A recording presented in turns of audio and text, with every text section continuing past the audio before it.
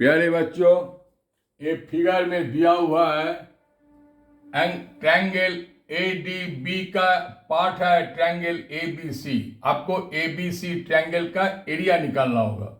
दिया हुआ है angle A D B is equal to 30 degree, angle A C D equal to 60 degree and C D equal to 60 centimetre. आपको area of triangle equal to, आप यहाँ लिख सकते हैं when area of triangle equal to half base into height।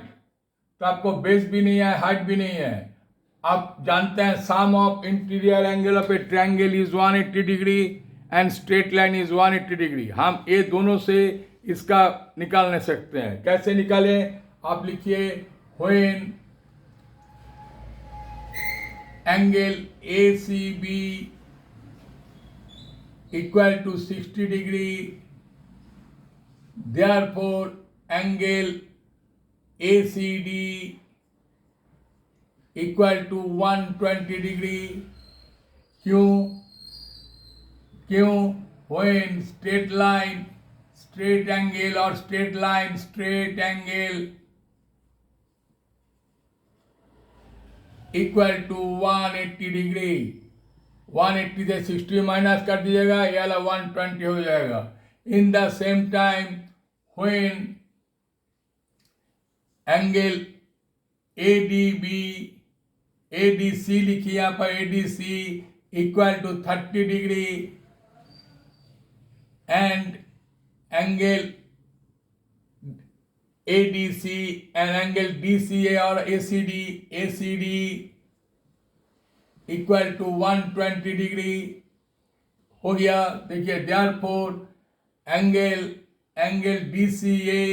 DCA equal to 180 degree minus 120 plus 30 degree equal to 30 degree.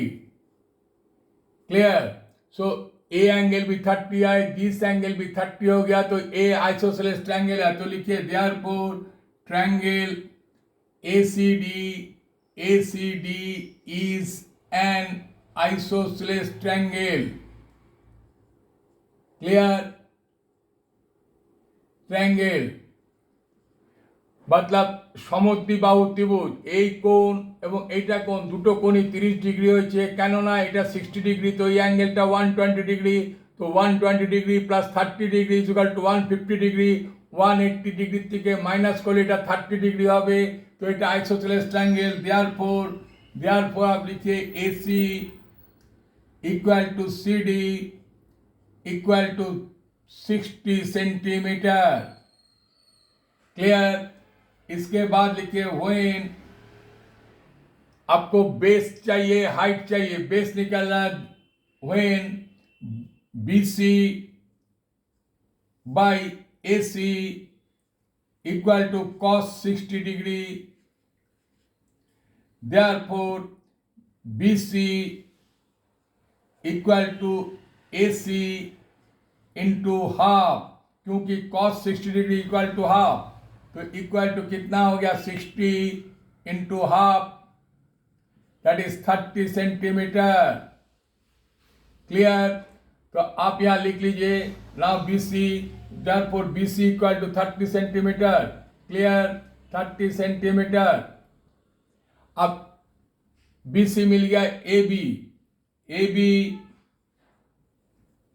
By AC equal to sine 60 degree. Sign 60 degree √3/2। Therefore AB equal to AC 60 into √3/2। आप यहां लिख सकते हैं cos 60 degree